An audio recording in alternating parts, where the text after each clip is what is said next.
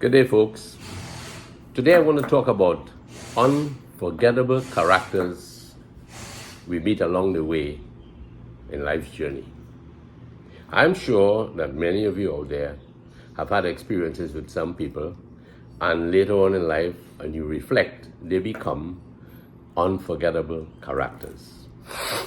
For instance, yesterday, Lyndon shared with me a video, and it had to do with a 102-year-old man, and he is absolutely an unforgettable character. Today, I want to talk about a man I knew simply as PC Woodsley. I met PC back in 1967 or later on. I was just 18 years old when I went to the Express. And PC was, I don't know what his portfolio was, but he belonged to the production department of the Express.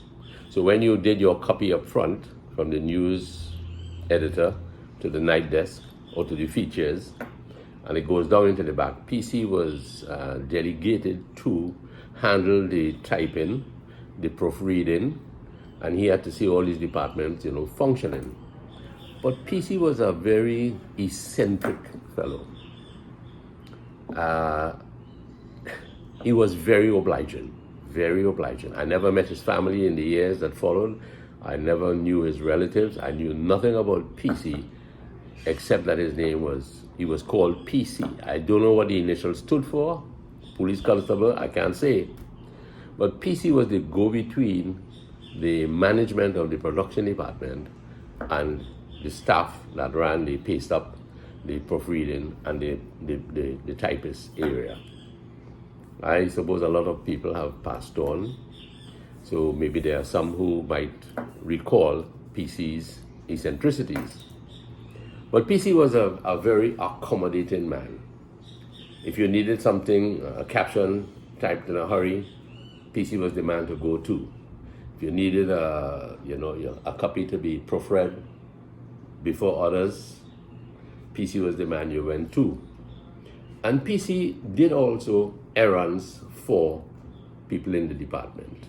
I know for a fact that some of the big brass would call on PC to go and do something within the confines of time, and PC would just go off. I want to guarantee that in every establishment there's somebody like PC, somebody who is willing to go out there to bend backwards that he could or she could accommodate some necessity in the department. We are gifted as Trinidadians with that kind of, maybe it's international, people do go out there and they do things. But PC was very humorous.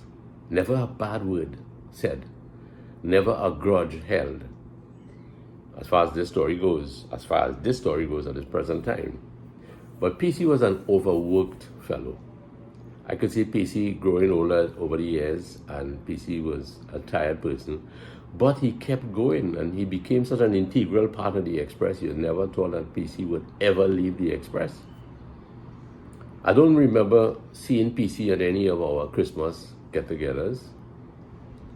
I don't recall it at all. I don't remember seeing PC in any bar. The boys, usually leave the Express and walk to Charlotte Street, and there was a Portuguese-run bar there. If you go to Henry Street a little further on, where the taxis would converge, there was another bar there, but I don't remember seeing PC in any of these bars. PC looked to me to be a workaholic, as they say.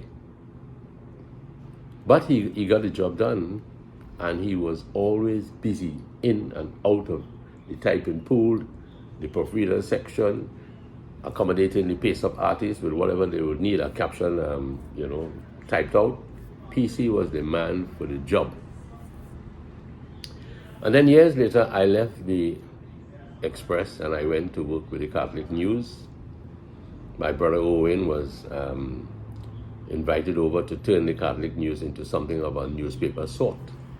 And because of workload, he pulled me over there. And there I would meet Marie Therese, who's, I believe that she's still alive. She's up in her 90s or maybe close to 100. I do have a photograph of Marie Therese and myself in the printery.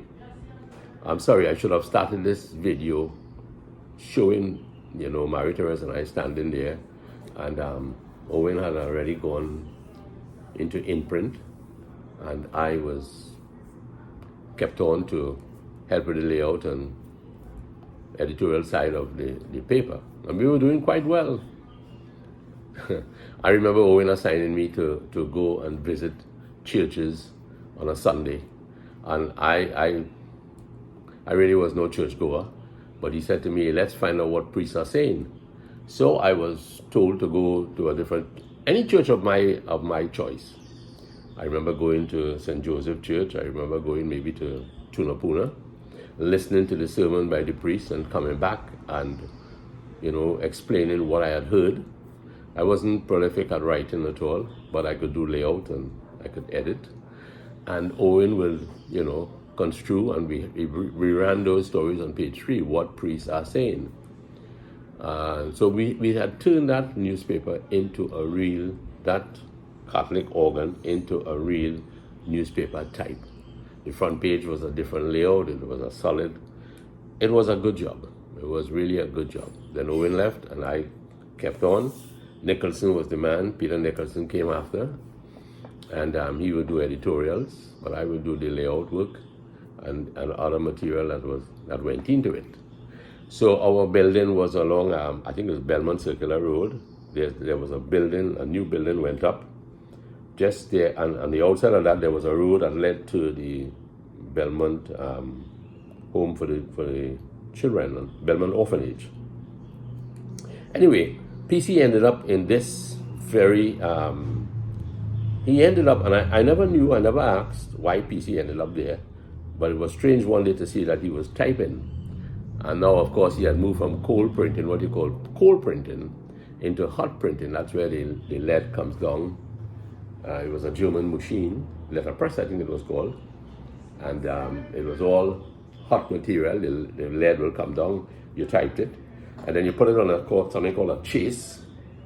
And it was, you stood behind the chase and the paste-up man, not a paste-up man in this case, but the assembly man would put it together, and all the headlines came on this leaden thing, and they chopped it off so they could fit in properly.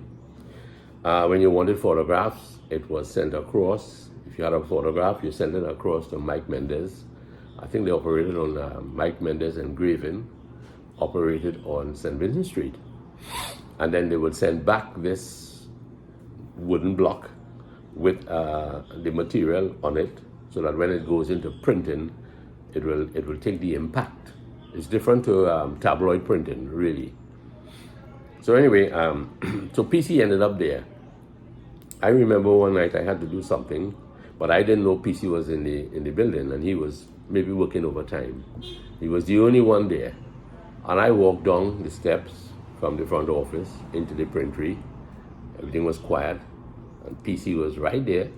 He was typing away. And I said to him, PC, and he jumped, and he grabbed a piece of wood a bit of wood that was there, and he was there, I said, PC, take it easy, just me, Lance, just me. He said, boy, you're frightening me. I said, what are you doing here? He said, I'm looking a little overtime. He was that kind of fellow, given to work. One of these kind of people you don't ever meet, but they're unforgettable because they have contributed in the background to a period of our history that people will hardly ever know. But it has come to me, to maybe I could plug some unforgettable characters. And when I went to Cora to do a little reading there with Louise and my friend Peter and his wife Liz, I should have tagged that really as an unforgettable character also. Peter was my good friend ever since, growing up in Cora there. And he and Popo, I call him Popo, I wouldn't give the real name right now, but they were good buddies of mine. I remember going to school in Tranquility Primary School. And because we used to go to the river often, One day the principal called me and said, there's somebody out front of me to see you. And when I went out there, and this is, you're talking about, what's the name of that street again? The government printery, Victoria Avenue. Victoria Avenue. And there are my two friends, Popo and Peter, standing there. And I said, what are you fellas doing out here? I'd gone to the roadside, They say, we come for you. We want you to go to the river with us. And I said, no, this is impossible. Get away from here. Go back home. And they turned and they left. They left. So these are unforgettable characters, and I'm sure you have many of your own also. So to come back to PC, PC worked very hard. Anyway, when the paper would be printed on a Thursday with distribution Friday early o'clock, most of the guys would just, okay, let's go up to the bar up in further up Belmont Circular Road. It was called Golden Gate, a Golden Gate bar. And some years prior to my going to the Catholic News, one day a fire truck ran in to the building, and they had to reconstruct a lot of things there. And that made I remember that made the Express. It was peculiar because you had the fire truck inside of the bar.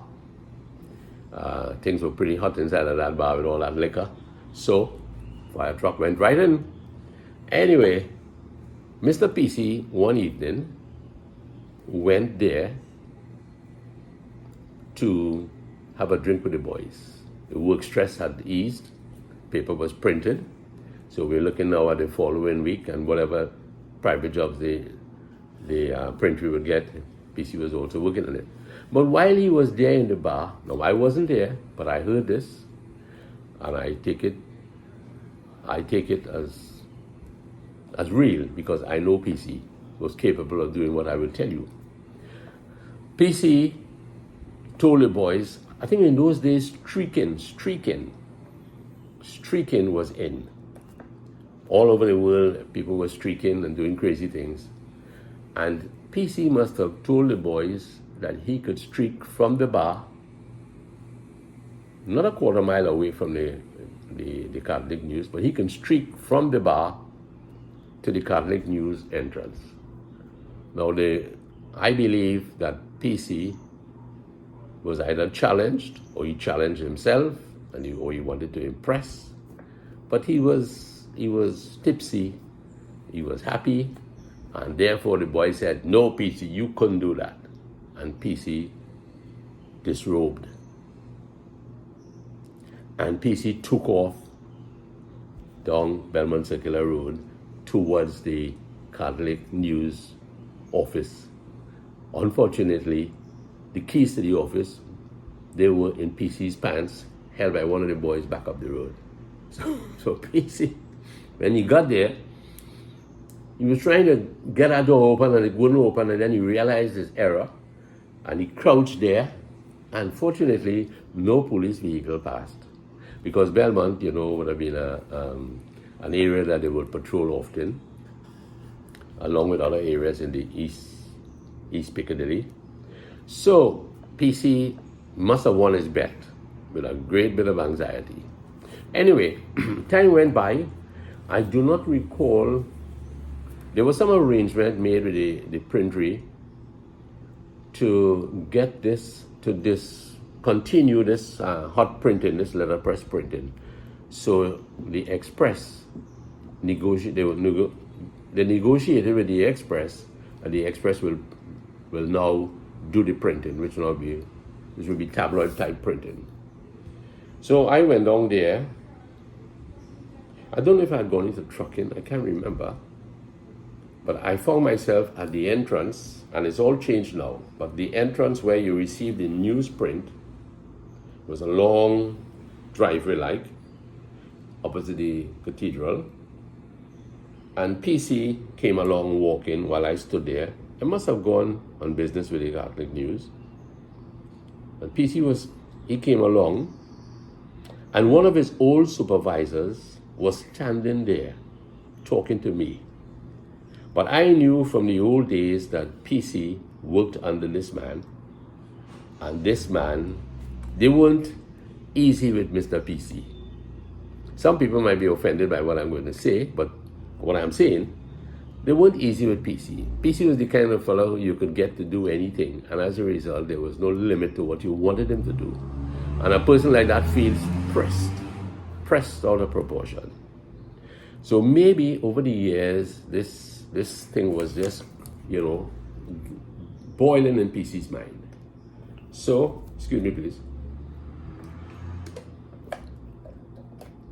So PC stood there talking to me, and he's alongside of me now, on my left rather, would be this boss of the production department also. And PC comes along and he's standing there and he's talking.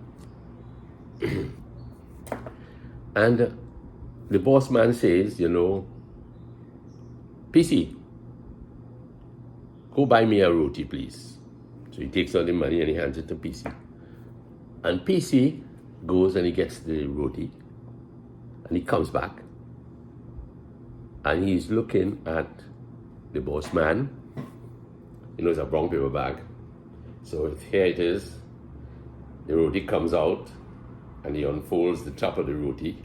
You could see the sauce is there. It's soaked into the dough. And PC's eyes are on this roti. And I'm wondering, now that the years have rolled by, what was PC thinking? Was he thinking about, I have had it tough with you guys. Every dog has his day, and I believe that today is my day. Today is my day. And he watches his old boss, about to take a bite, and PC is intent, and he's looking at that roti, and as that roti reaches here, PC snatches the roti right out of the boss man's hand. And the boss man says, oh! And PC, up the road, past the cathedral, munching away on the man's roti. Yes, sirree, PC was quite a character. I heard later on that he passed away. I can't tell you when. He's just one of these fellas who would just die. One of these people who will just, them, they're funny, eccentric, and you miss them, and then you inquire, and you hear that they're gone. They have gone. So, you wonder, But I like PC. And I believe that although that happened to the boss man, he lost his roti, I don't think he held it against PC. But maybe PC worked and was overworked and felt I just needed to do something to satisfy something in the past, to just get back a little. It's kind of unfortunate to really bring up these incidents about Mr. PC. But like I say, I have no idea what PC stands for. I don't even know if Woodsley is his real name. It's just one of these people you meet along the journey, you take it for granted that this is it, and you continue your relationship. But with all of that, then there was also those fellas in the printery. One evening, they asked if I could take them to Macarib. Macarib was not as it is today. You have fancy steps. You had an old platform where people fished in the evening. And these boys wanted to, have a small line. There was an advertising agent with us for the Catholic News. There were two from the printery, myself, an old man called Louis from Belmont. And I asked Louise whether she could cook a pilau for them. And Louise, in a usual kind way, said yes. So the boys went home. We lived in St. Anne's at the time. And the boys went home and we had a lovely pilau. And then they suggested, let's go to Macquarie and do some fishing. I asked them whether they could swim. And they told me, yes, they could swim. Okay, so we go down. Louis didn't come with us. We go down to Macquarie and we walk down it's far from what it is now. You just saunter down through the bushes. And to fish, you have to get out on the edge there.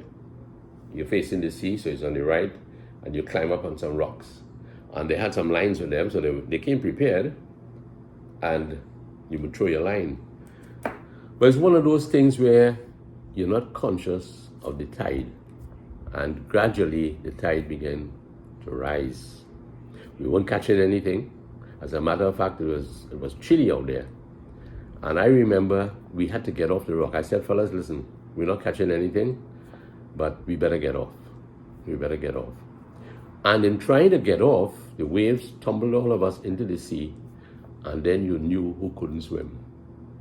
And it was quite a thing to pull maybe 2 guys out of that water, and they all soaked to the bone, you could say. And I had to get out of my shirt, throw it over one of the guys, and the other guy, I don't remember what happened. If we had towels, maybe we did, I don't know. And then carry them home. So my friends, these are unforgettable characters. Maybe the next time, if I'm doing this on an unforgettable character, I would try to get that picture where we were in the printery, and at the back of it, you would see one of the friends, a fellow called Noel. I don't remember his surname, but Noel is there, and he's pulling at some leaden stuff to make a headline or whatever. And Marie Therese is standing next to me. She was quite a prolific writer, doing a parish beat, a French nun, but she was very enthusiastic, and her son has since done some, put out a book on, parish beat and her story. So that's it. Maybe next time I could introduce it, with that photograph. So my friend, this is just a little taste of the unforgettable characters we meet along life's way. Perhaps you could share something one day in some form, storytelling or whatever, with an unforgettable character you met along life's journey. Thank you very much.